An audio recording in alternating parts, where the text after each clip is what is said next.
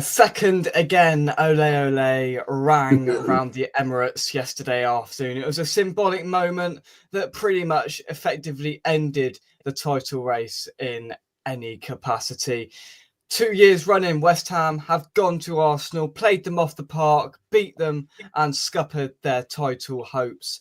And we did it quite comfortably with no response from Mikel Arteta's men. It must be the ball. And then Declan Rice came to take a corner, got his abuse. You should have signed for a big club. It was poetry, and West Ham have had the last laugh once again. Arsenal 0, West Ham United 1. We're here to reflect on a simply magic afternoon in North London, where West Ham can no longer look behind their shoulder at what's below them and have a glorified pre-season. Bowen, again, ole ole. Second, again, ole ole.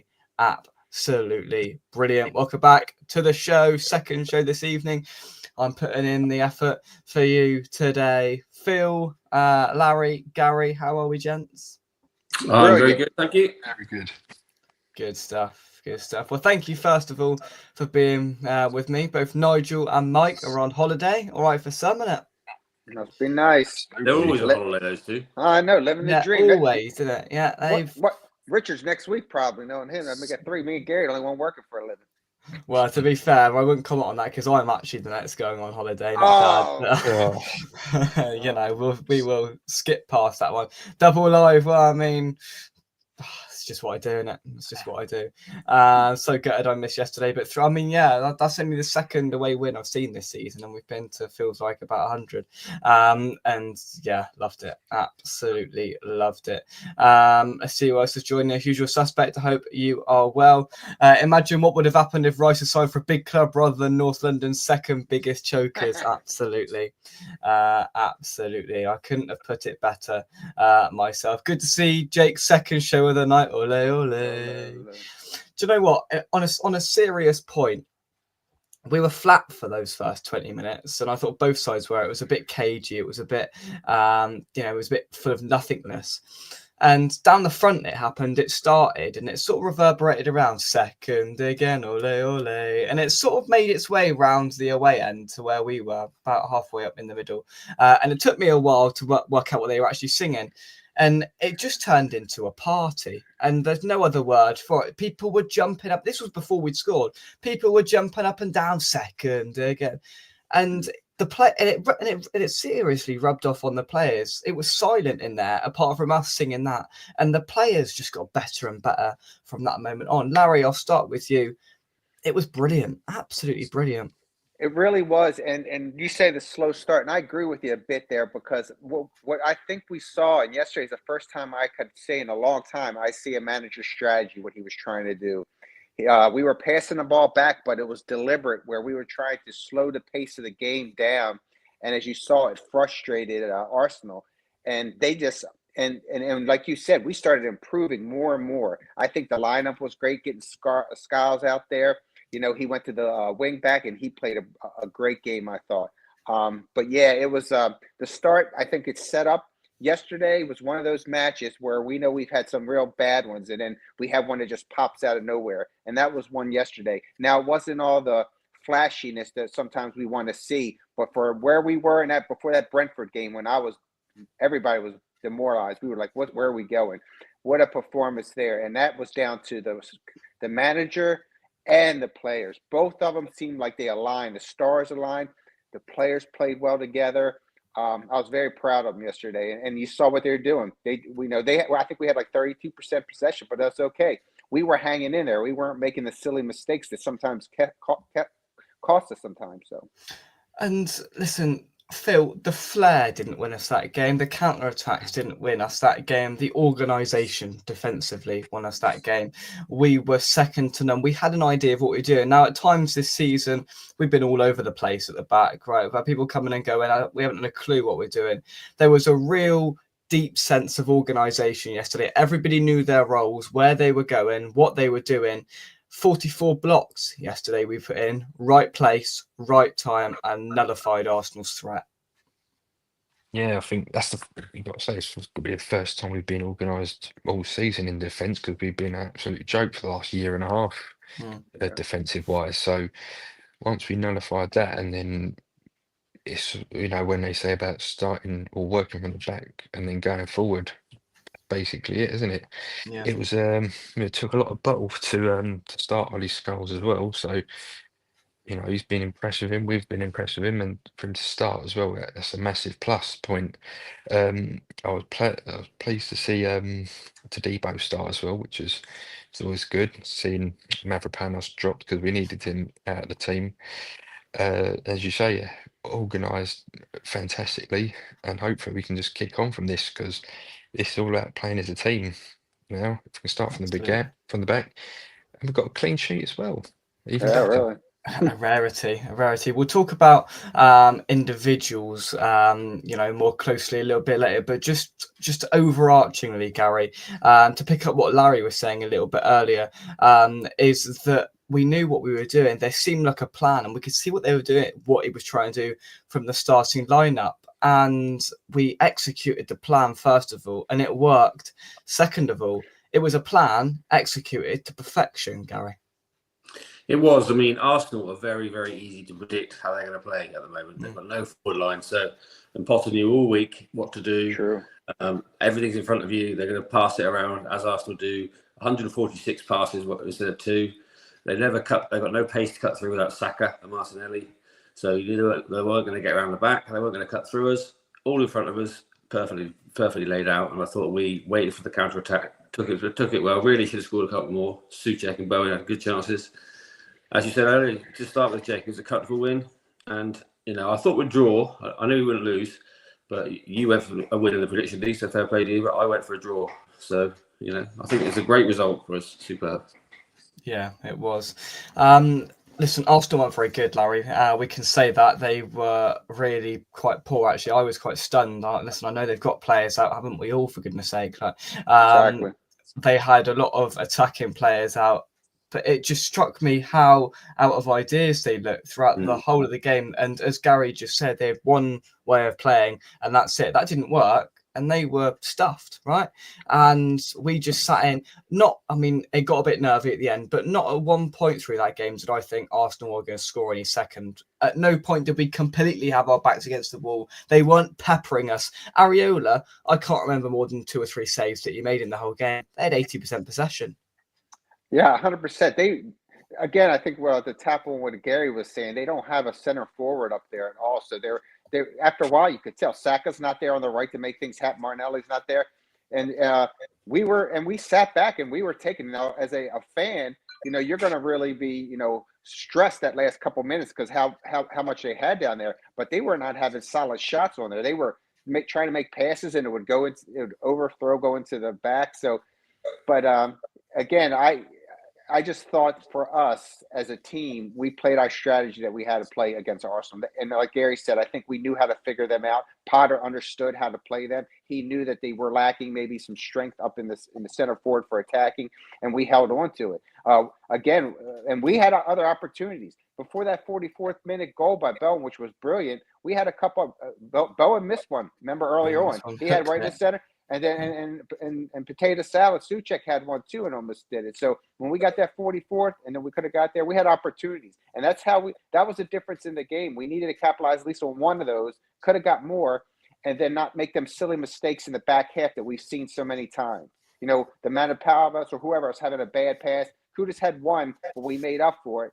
But it was just a smart game by West Ham yesterday. Yeah, we had chances in that first half. Souček actually had 2 headed efforts over the bar. And Bowen just pulled one, quite similar. Wan-Bissaka played it in, and he just pulled it past the left-hand post. And so we could have quite easily scored at least one more in there. One thing that I did question about the lineup was not starting Ferguson. And still in that first half, we looked a little bit disjointed with no focal point up front. All of a sudden, Phil, you put Ferguson in there, you get him a bit of confidence. He's going to get his head on that and score. He's going to get into those positions and start putting those chances away. Then things start to piece together and we've got a complete jigsaw again. Yeah, look, we signed him for a purpose, and that's to put the ball in the back of the net. That's what you do with a striker, and someone like him, Potter knows him very well. That's what we want him to do, get back to his very best. So I would have thought he would have started the game yesterday, but he didn't, and it's obviously paid off because we won. But hopefully he's not just going to be coming on as an impact sub for these last however many games of the season. So give him, as long as he gets some more minutes, hopefully he'll start maybe against Leicester on Thursday. We'll And, see some more of him. and Phil, that's a good point. And Hmm. you guys answer me this. Now, coming into when we picked him up, wasn't he a little banged up? So I think it was more of his fitness they were talking about. Maybe Yeah. he didn't have enough time to get in there. But I could tell when he came on, he needs to start some so we can start seeing what's going on. It's kind of like with Tadibo. I thought he's made such a big difference being back there. And then when Mav came on for him, I almost had a heart attack. But then there was a sort of collective groan throughout the away end when I Mavropanos can came on. imagine. There was just But I But to be think he fair, was- you got to give him credit. He headed a few balls away. Yeah, I didn't yeah. notice him do anything majorly wrong, which for him is quite impressive. What about that foul right in center of the box right there? And they had that free kick that was going to have a heart attack. That was on Mav. So I'm sorry, I agree with you. That was up the other end. I was looking the other Oh. way. I wasn't looking at that. But to be fair, I think because Tadibo just came back too, he was probably worn out. He had a good Yeah. game. So Mav has to come on. And like you said, though, Jake, he did come out, and besides that one play, he held it down back there like the rest of the team. So, Gary? I thought Matt was our best defender against Brentford last week, and I thought he was. I agree with you, Larry. He gave away that free kick. That was a bad thing to do. But other than that, I thought he's been quite solid recently. but the problem with him is, Gary, is that I'm sorry, but the problem I see with him is when he makes the mistake, it's usually a mistake that costs us a goal. Yeah, That's what kills you. You know what I mean? Yeah, you see all this good stuff, and he's got that. No, I wouldn't start him. I agree with you, Larry. I wouldn't start him, but I thought just to give him his due, he was good against Brentford. Okay. One person I want to give credit for, because I slagged him off last week, was Kudos, because he was terrible against Brentford, really, really poor. But I thought he was excellent yesterday, and he would have scored. 100%. If Lewis Scully wasn't sent off, I think he would have scored then. Yeah. Absolutely. Kudos is on my list of people to go through, and we just as well do it now because I think that he's gone. He's come into a lot of criticism this season, and a lot of it rightly so because he's been really, really poor, a shadow of the player that he was last year. But yesterday, I thought he really had the bit between his teeth. Now, people can say he's put himself in the shop window all you like, but I don't care. I thought he was excellent. He was picking the ball up and he was running forward, getting out of tight areas like he always does.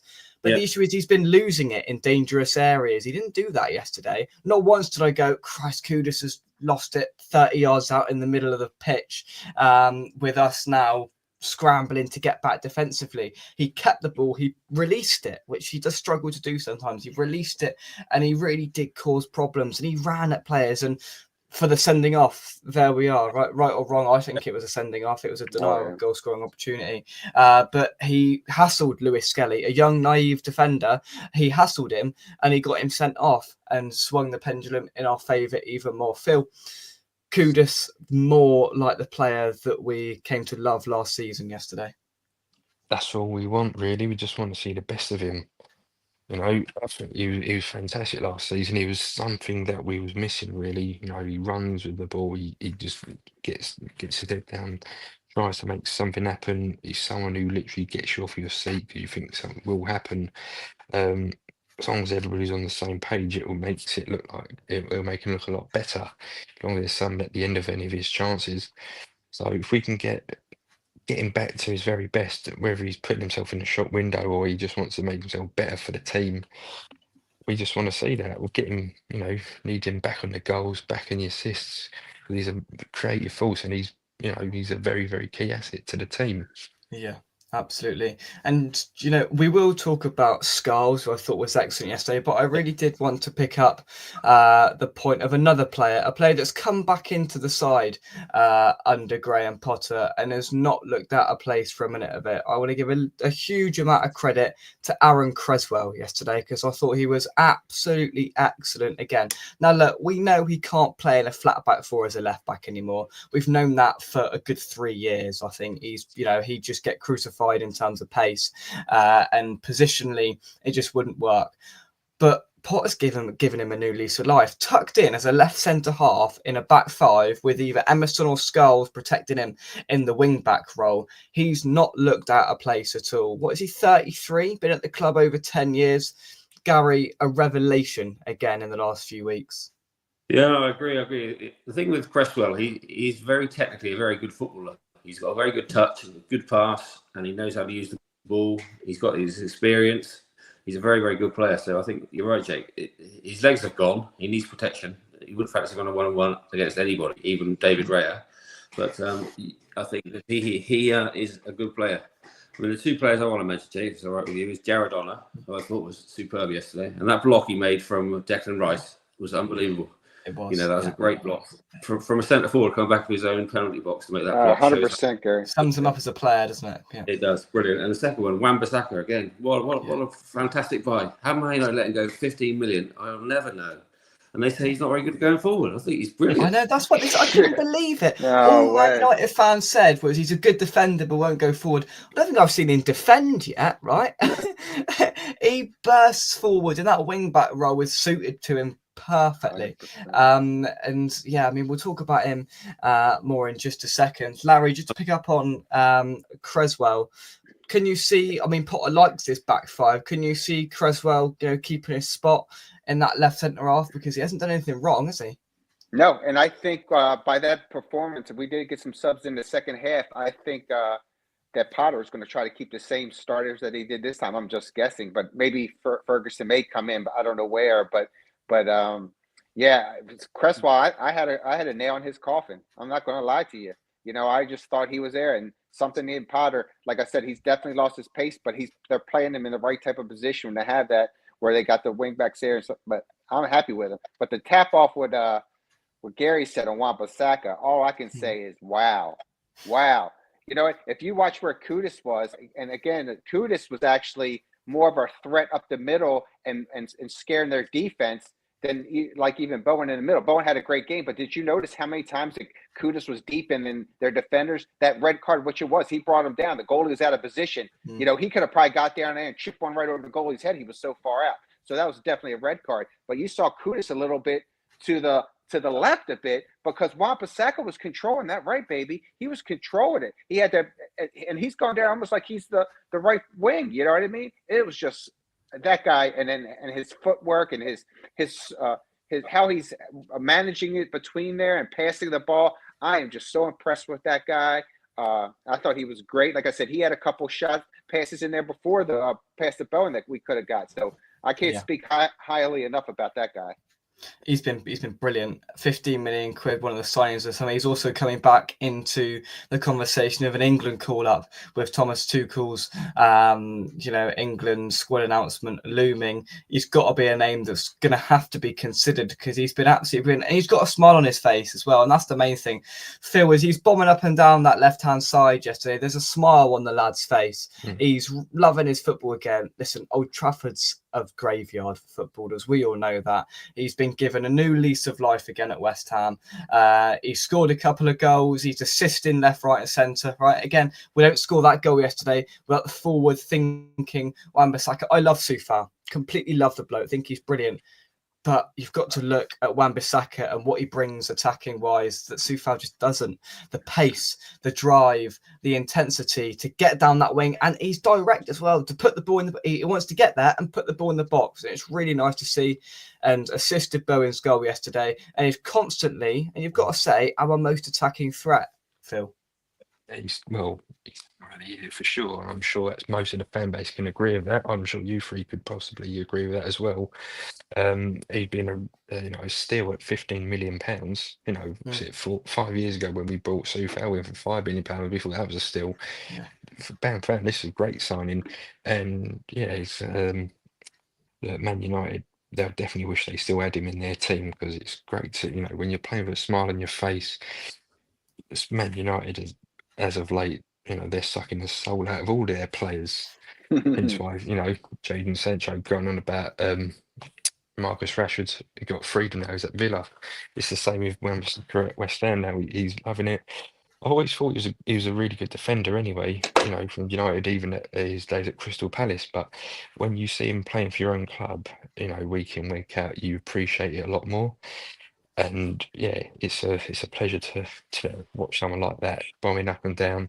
He does it so effortlessly, especially when he's gliding back to defend. But he's great in those And one-on-one some of his balls. tackles as well. I mean, when you think Yeah, he's going to wipe a player out, perfectly timed tackle every time. Yeah, his long it's legs, and he perfect. just and how he can expand on defense on there, and then just how he goes up the field and glides up the field. He's just so smooth, even on defense, because he's got a long body. You know what I mean? So his tackles and stuff are just, yeah, we lucked out with him, boy. He's been brilliant. And Phil raises a good point there. I mean, we signed Soufal, October 2020. So for the last 4 or 5 years, in there, 20 million quid's worth of right back. We've had Ben Johnson fill in here and there, but on the large part, 20 million quid. 20 million quid for Wan-Bissaka and Soufal to be where they are. Brilliant. Incredible recruitment from the club. I'm surprised he's never been. I don't know if he's been called up for England, but I'm surprised he's not had a cap yet for England. He's never had a cap, Wan-Bissaka. Yeah, no. Can't believe that. He has some good right backs, so Phil. That's the trouble in That England. is true. You got a lot of good right backs. That's the trouble. Indeed. Right, let's take some of your comments. Keep your comments coming in, and we'll read through as many of them as possible. The first loss at home for them this season. We were the first away end to enjoy a 3-point afternoon at the Emirates, and wasn't it so joyful? If you want to catch up on some of the action of yesterday, I was perfectly positioned on the corner, well, not on the corner flag, in line with the corner flag.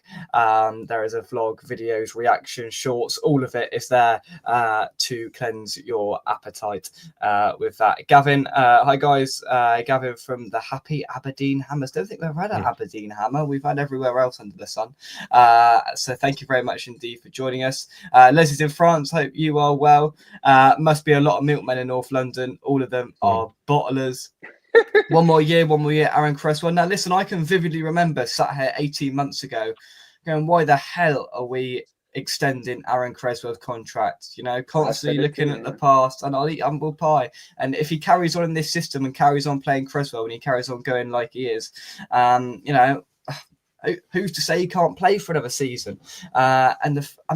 He must be nearing a testimonial as well. How many years do you need for a testimonial? I don't know. He He's must be already near in testimonial territory. He is in 2014. territory. Yeah, Complete. He played during Big Sam era. Yeah, 2014, 2015? He joined. Where does he sit in terms of like cult hero, like fan favorite, legend status? Where do we think he goes in recent history?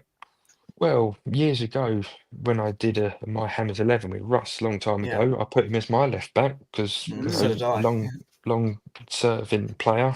He's been fairly consistent, especially the first few years, and he's been great. You've got an England call. I'm older than you, Phil. I remember Dixie, who was just a legend. Well, of course. I'm older than you, so I can remember that. But he's a good left back, Creswell, but he's not Dixie status. He's a level below that, I think. Oh yeah, absolutely. He's up there. Creswell, probably just behind. To be fair, Gary's seen, Gary's 79, so he's seen about 80 left backs over his stint as a West Ham fan. But there we are. Creswell, the way he is playing and in a position where his lack of pace is okay, will surely stay another year, even if it's just as a squad player. Ollie can learn a lot from him as well. Absolutely. You can imagine him being quite a role model to the players coming through the academy. Now, I had to actually look twice yesterday. I was stood in the concourse, just milling about as you do, and George Murphy and is it Kaylin Casey walked into the toilet, and I looked twice and I thought, I think that's them. They walked out and I went, I'm sure that was them. I didn't want to go up to them just in case it wasn't. I'd go right mug, wouldn't I? But it was them in the away end yesterday. So George Murphy, bearing in mind, scored a brace for Bristol City on Friday night, was in the away end at 2:00 yesterday afternoon. Brilliant. And by all accord, they were loving it as well, getting well involved in everything. So that's a really, really nice thing to see as well. Supporting probably their mate Ollie Scholes, and they're hoping hopefully one day they'll be getting in to that squad as well. Now, does anyone think Emerson gets back into this side? That's the point with Scholes and Creswell not putting a foot wrong. When Emerson comes back from injury, where does he go, Larry? Well, we'll see. Creswell is playing okay, but let's a couple more games. Emerson still, I like him as well. So it's a great decision to have. and it all goes on performance. But I think, you stick with what's getting you hot, if you know what I mean. So if the players are out there and they're performing and do it, they don't get removed. I'm always been that way. If someone gets injured and someone can come in and they're sustaining and doing well, but you have that flexibility that they can come in and do that. So I'd stick with it. I slightly disagree with you, Harry, because I think the Leicester game is literally the polar opposite of the Arsenal game, because Arsenal away is a game where you sit back and hit them on the counter-attack, where Leicester at home, we've got to go put their foot on their neck and go for it, So I think we'll probably play a back four, I would guess, and Emerson probably will start if he's fit, I think. Okay. No, I think it's fair.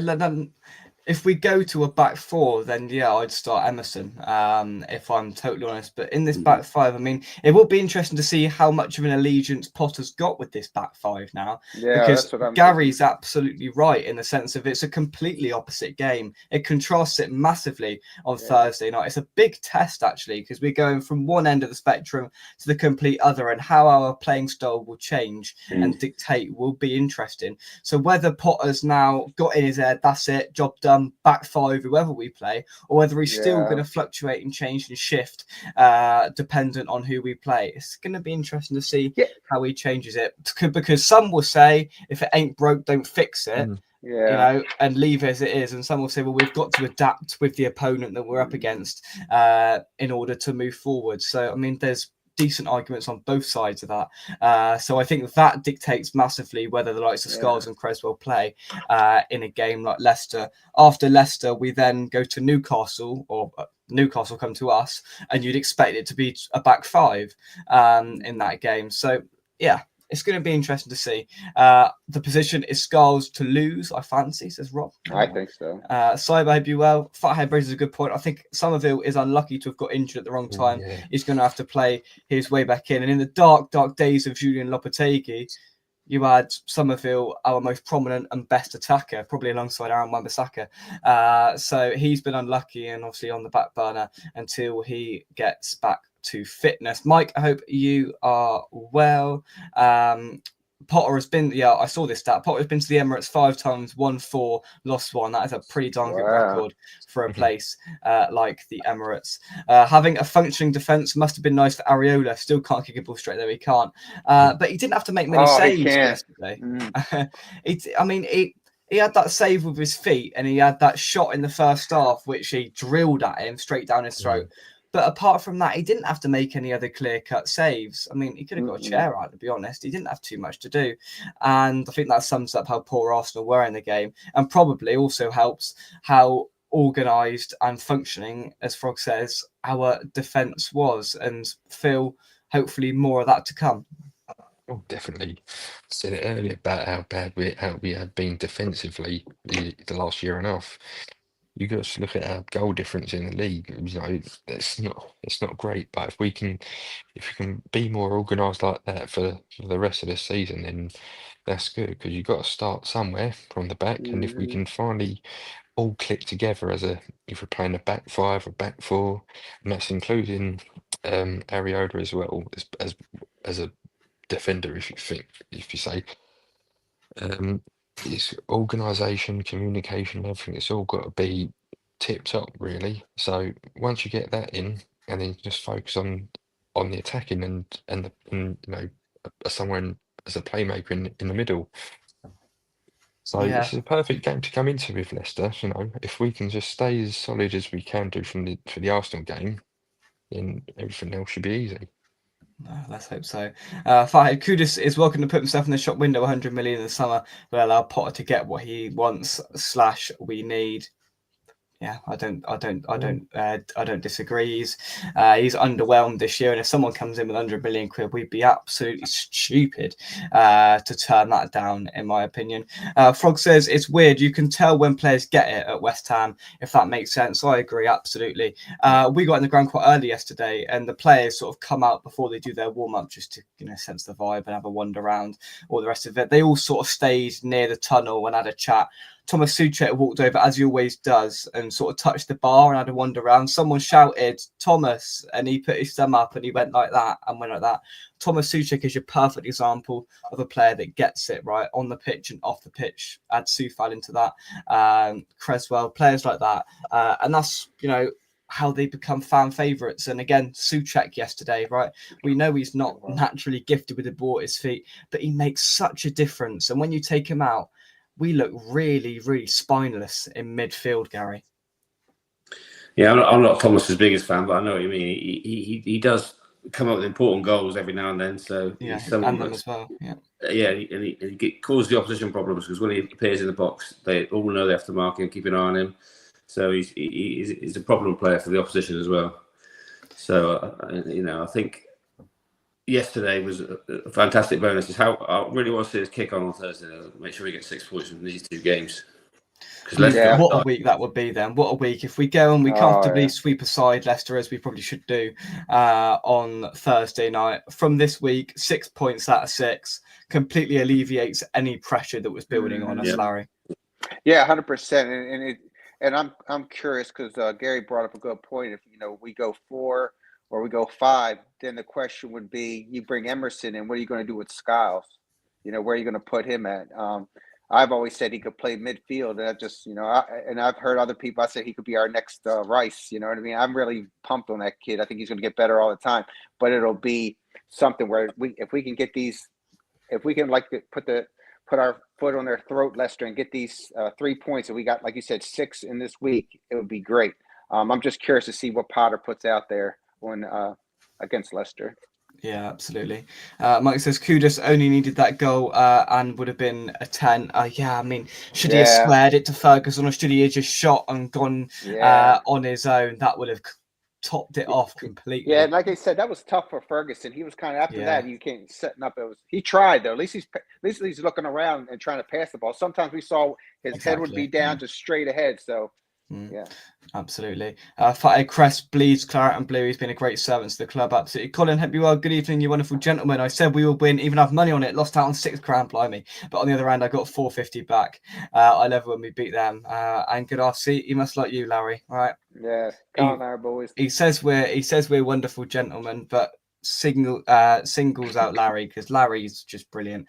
Now, Larry, have you done us a post-match stat attack, or do we not owe the pleasure that much? Have you prepared or not? He hasn't prepared, has he? I did prepare. I do have some. The biggest thing, and we talked about it before, is that we're going straight in. Larry, go.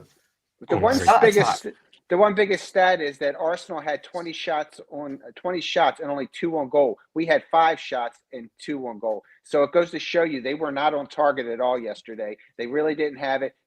We had like 32% possession. I think that was the strategy: us sit back and then attack. And that's kind of where we're at. I have a little bit more here. Let me see. Oh, he's faltering under the pressure, but that is a really good point. I've got one. Gary. Gary's got one. This is Gary's stat attack now. Gary, please help me out, Gary. We had 0 corners yesterday, and I can't remember the last time we had 0 corners in the game. Is that right? I didn't realize that. That's a good point. That's a good stat. Yeah, Arsenal didn't have many either. Arsenal had 1. Arsenal had 2. Yeah, there we go. Yeah, I didn't know that. 0. Yeah. Had a bunch of free kicks around there. They did have a lot of free kicks around, didn't they? Scared me to death on a few of them, but yeah. Yeah, but I mean, there is a serious problem with what Larry called. One of the stats, 0 is also the number of trophies Declan Rice won as well at Arsenal.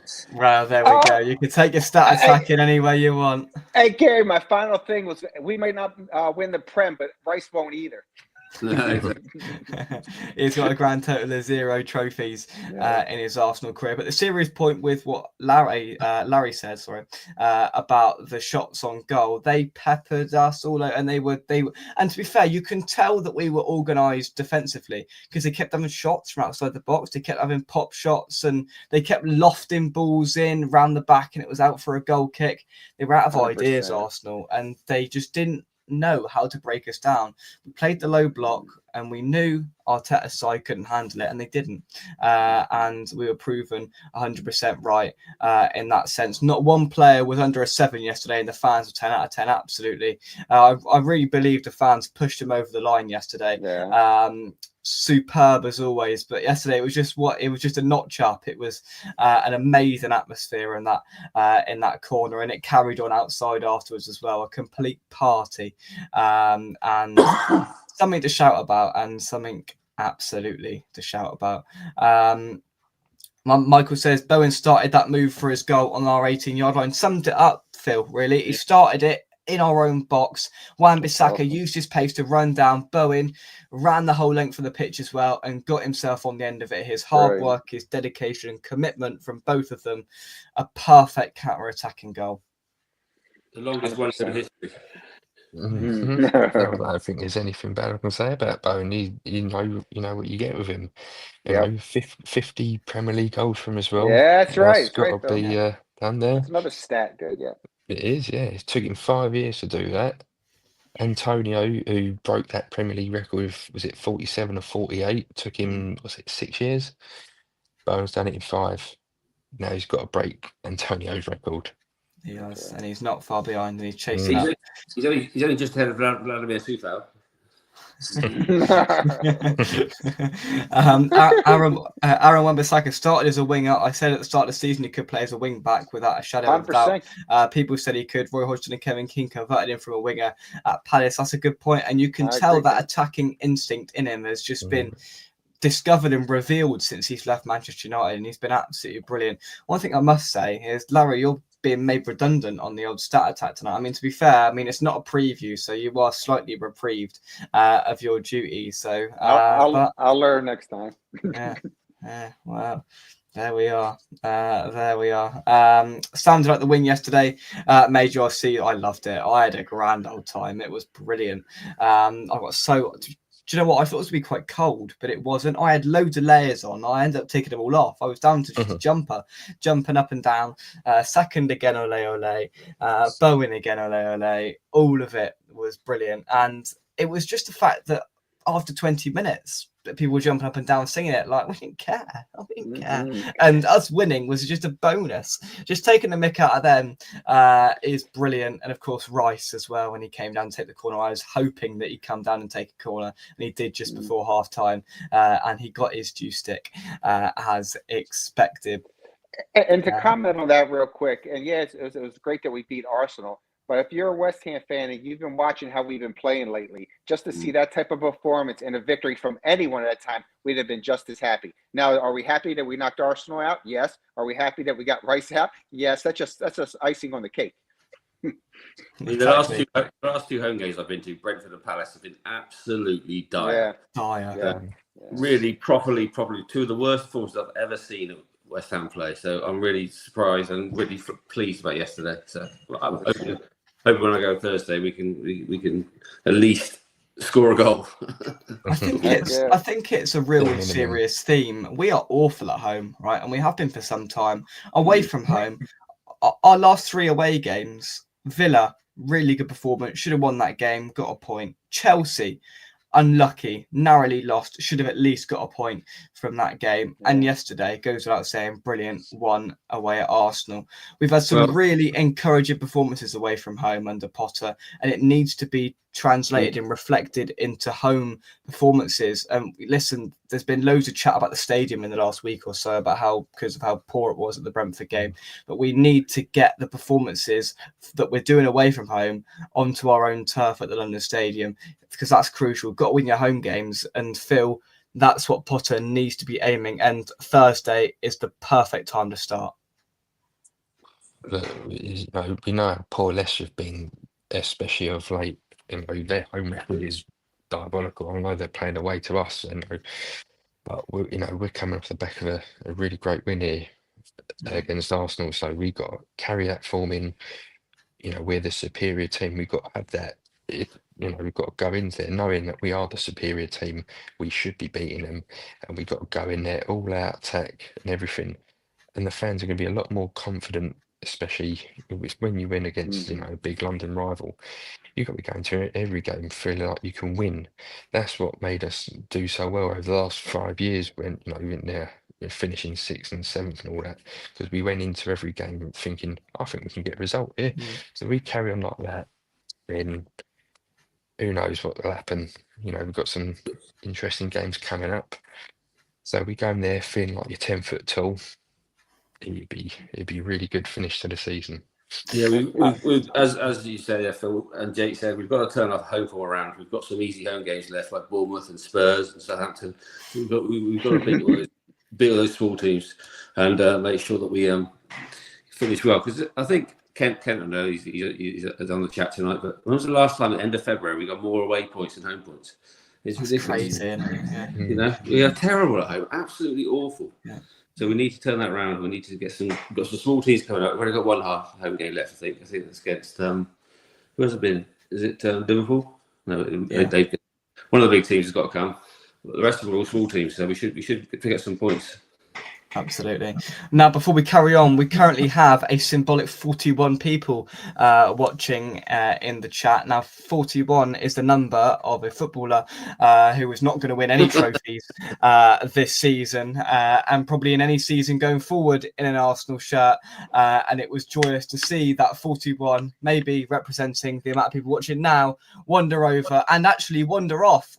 Bottled it, didn't fancy it, Declan Rice, did he? After an hour, off he trundled, right? Sat there in a half, took his boots off. Yeah, he did. Listening to "You Should Have Signed for a Big Club" ring round the Emirates. Awesome. Another humbling game against West Ham at the Emirates for Declan Rice, and I wouldn't have it any other way. Apparently, Mike is sat in Barbados with his flip-flops on. Let's hope he comes back with a tan. A cheeky sod, honestly. What is he like? What is he? He spends more time on holiday than he does at work, right? Like, it's about 15 holidays a year. Always on holiday. Always on holiday. I've got this image of Mike in his Speedos now. It's not a good image. Thanks, Gary. Drambuie Shandy in hand. Oh dear, brilliant. Brilliant. Emerson gets sold in the summer to add money to the pot from me. Well, there we are. Interesting point. I'm going to scroll down on some of these comments. Lone Star London, at least Potter brings a structure, a plan, and a clear understanding of how he wants to play. Absolutely. Yeah. There's no doubt about that one at all. 0 corners, typical on a game where we play James Ward-Prowse. Now, talking of James Ward-Prowse, I thought he was solid. He does what he does, James Ward-Prowse. He's nothing spectacular. He puts his foot on the ball. He makes effective passes, and he's a steady player in midfield, something we've been crying out for all season. And I'll go around the room on this one. Phil, I'll start with you. I don't know why we got rid of him to start with, to be totally honest, with what we replaced him with, to get him back there and to get him back in that midfield was a relief. It feels like a brand new signing, really, doesn't it? So I was really pleased when we recalled him from his loan. It shows an intent that Potter wanted him back as well. We signed him for a purpose, with the set piece and everything. I know he ain't scored a free kick yet for us, but he has scored a corner. But you get at least 15 points from just his set piece play alone. Last season he was sort of, he had a great start to us, but then he sort of started getting out of position. But he's still a key player, and he does bring quite a lot. And he's got leadership qualities, from his time being the Southampton captain as well. And I just hope that he can just carry on, and hopefully by the end of the season, he scores a free kick. Did you know, Phil? He's only one behind David Beckham. Is he only one? I didn't know that. It's been like every commentator says it. No commentator ever mentions that, do they? I think wheel that one back out again. The 5 at the back didn't allow us to play between the lines. West Ham defended compactly and broke quickly. Absolutely. And it was a clear plan and it was executed to perfection. We'll talk about Ollie Scholes in just a second. Scholes' stat was awesome. He has played in midfield for the under 21s. That's what I was saying. Incredibly versatile player exactly, as well. Ken says away games for me is where the old West Ham is. I go to home games, but I don't enjoy them like the away games. All the old faces are at the away games. Every game, win, lose or draw. Now, look, there's been a disconnect between the home games, and there is quite a lot, and it's quite sad actually. There's quite a lot of people that go to every away game that will not step foot in that stadium, that just simply point blank refuse to go to the home games because of how bad it is. And it's something that needs to change, and it needs to start on the pitch, as we discussed a little bit earlier. It needs to start with performances on the pitch, because the longer we have games like Palace at home and Brentford at home, the longer these people are going to stay away and the longer the atmosphere is going to be dire in that stadium. Electric yesterday. Over 3,000 like-minded people went in there, had a laugh. It was electric atmosphere. We need to get that at home. We need to make that place a fortress if we want to be, up in that top half of the table once again. Kent says, I predicted on a podcast at the start of the season that I thought we would get more points away from home, and it might happen. I haven't looked at the point split. So, Gary, have we got more points away currently than at home, have we? Yes, we have. We've got, off the top of my head, I think it's 14 at home and 16 away. That's mental. Someone should tell Miles Lewis-Skelly that a week is a long time in football. Stay humble. I mean, incredibly naive, wasn't it? Incredibly naive. Miles Lewis-Skelly, not a touch on Ollie Scholes. I think he panicked, Skelly. Yeah. Absolutely. Not a touch on Ollie Scholes, who we'll talk about now. 19 years old, came into the starting lineup in Potter's first game in the Cup at Villa, set the precedent immediately, did the gaffer, and he's embedded him into Premier League games. This was his first start in the Premier League yesterday. Didn't put a foot wrong. And Larry, I don't know about you, I don't know if you noticed this, but he seems to just be in the right place at the right time. How many balls yesterday did he cut off before it got to the winger? He steps into midfield, picks the ball up, retrieves balls, intercepts it, blocks it. I tell you what, he's absolutely brilliant, Larry. Up and down the pitch. He's doing that back on defense, and then you see him further up there. He's passing the ball on the left side with, Kudus or, even Alvarez was up there. But you saw it. He's part of up and down the pitch is what you want to have. And it was just great to see. I mean, his decision-making for such a young man to have that type of smarts on the pitch is something else. He got knocked really hard by who was that one guy? Remember, it was a header going in, and he got knocked down. He got a little he got a little stunned, shook it right up. He's a tough son of a gun. And, I mean, for that young, he's going to get bigger and stuff. I mean, the sky's the limit for him. And it's just like you guys talking about, we talk about repeating yourself and stuff like that. But I have said when he was in the under 21s that I liked this guy, rated him a lot. But Moyes didn't want to use the young guys. Lopetegui seen there. Potter's giving these guys an opportunity. And when you don't have it on the pitch, Potter's doing the smart thing. Use some of these academy guys. We've had such a strong academy. Why weren't we bringing some of these youth up? And we've all said it before. We've had tons of these discussions. So now they have this, and we bring some of the other guys that we have off loan. Let's see what we got in the summertime, right? And test them out. Give them a little opportunity. And this is a perfect example. I'm happy for him. He's deserving of it. And I just see a lot of good things for him in the future. Isn't it refreshing, Phil? Really, a player coming through the academy, a manager identifying he's ready and being proven right, and not looking at a place in our team. Oh, definitely. We've seen, Scholes' name's been mentioned the last 2 or 3 years, and we've all been wanting him to be, whether he's ready or not, just to be on the cusp of having a chance, whether he was coming off the bench, not as much starting, but he started to do that, the very back end of Lopetegui, he was starting to slowly bring him on. But Potter's come in, he's got the faith in him. He knows that he looks, competent in the position that he plays in as well. And now he's got the confidence, he's got a belief and support from everybody around the team and everyone. So if he just carries on like this, he's going to be the first name in the team sheet for hopefully a very long time. Absolutely, yeah. It's just, it's not many people who've come through from the academy or recently, apart from obviously Ben Johnson, Declan Rice as well. They slotted him fine. So Scholes is the next one, and I can see him, if he keeps his head down, keep himself grounded, just carries on with his football and his own development, he could be with us for a very long time, hopefully. Gary, you've always been an advocate of, getting youngsters in, and we've sat here over the dark days of Moyes towards the end, and you said, put the youth in. What have we got to lose? Refreshing, as I just said to Phil, in terms of getting Scholes in, and it should give the other youngsters a lift as well. They'll go, hang on, well, Ollie's got in there, right? Exactly. So can I. Yeah, I mean, I literally do not see a downside to it. I never understood why Moyes didn't do it and Lopetegui didn't do it, because A, the fans are more forgiving. If a youngster comes in and makes a mistake, people say, oh, well, he'll learn. Rather than a 30, 40 million pound defender comes in and makes a mistake, you crucify him. A youngster, Declan Rice made some shocking mistakes when he first came in, but he learned from them. And Ben Johnson was, well, he's just Ben Johnson, but unfortunately, he didn't get much better. But, we still forgave him a little bit. And same with Ollie Scholes, I think has got a good future ahead of him. I think he needs to fill out a bit. He still looks like a boy.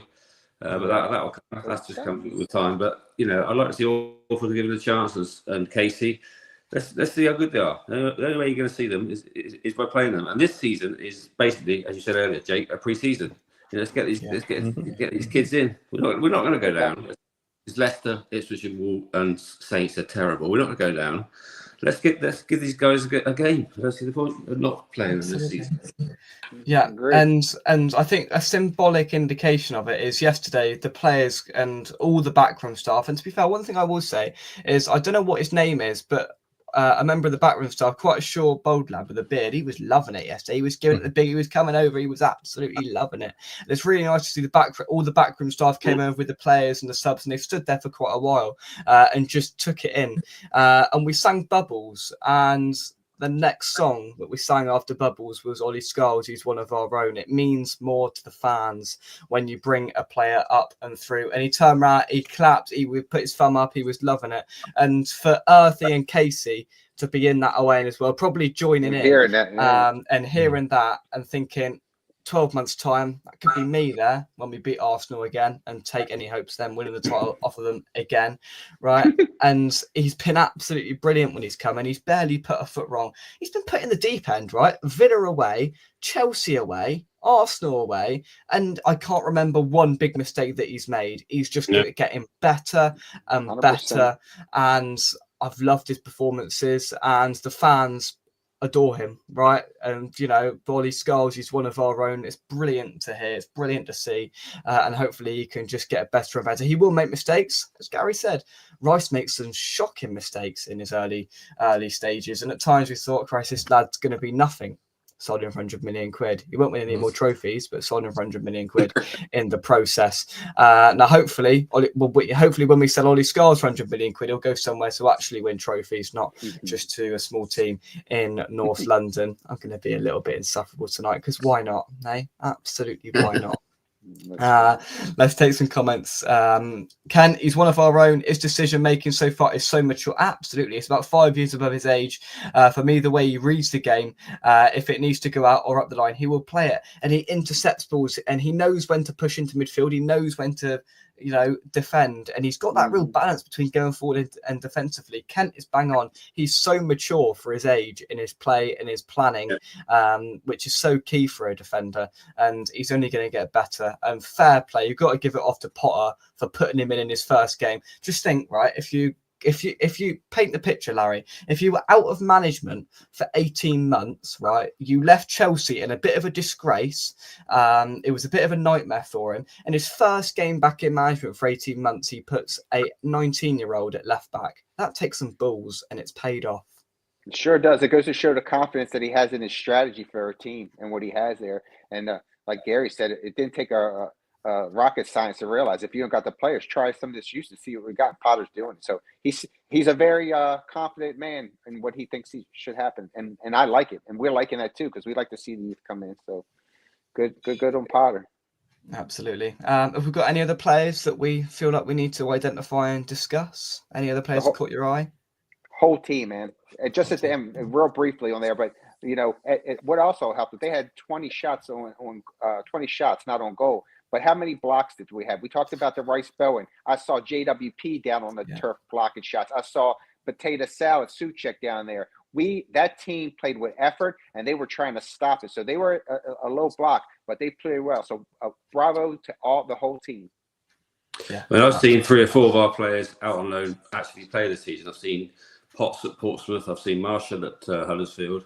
I've seen Kadua at Wickham, and I've seen who's the other one?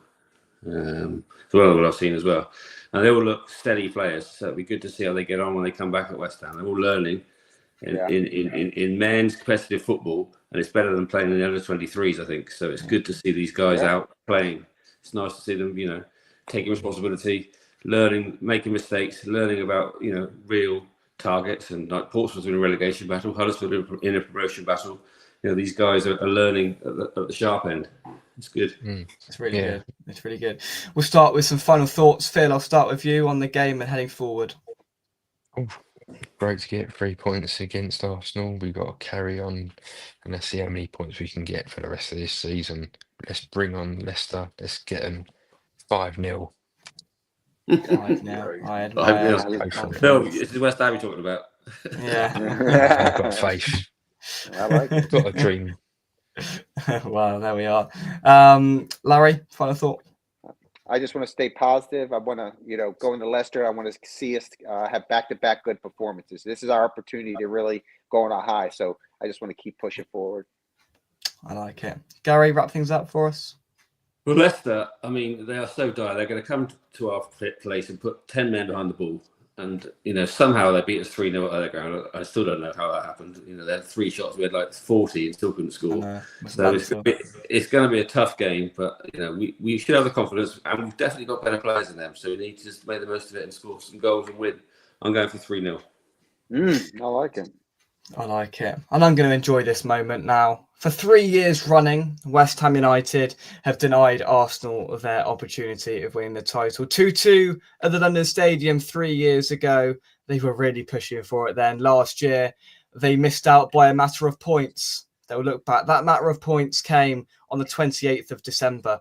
I was sat on Gary's sofa eating so much food. It was brilliant. They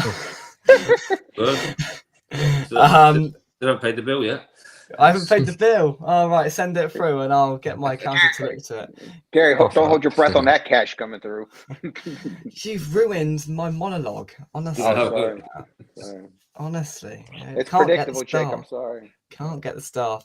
A brilliant 2-0 win to deny them the points that would have seen them lift the title last year. And this year, the slim hope they were holding on to, removed, withdrawn by West Ham United once again. It's becoming a habit. It's becoming a real habit of going to Arsenal, playing them off the park and beating them and being a thorn in their side. Swings and roundabouts, doesn't it? Stay humble. Football is a game where karma really does come back to bite you in the backside, and it's joyful. Really, really is joyful. Declan Rice may win a trophy in his Arsenal career, but if we've got anything to do with it, we will try our utmost and very hardest to deny him that opportunity.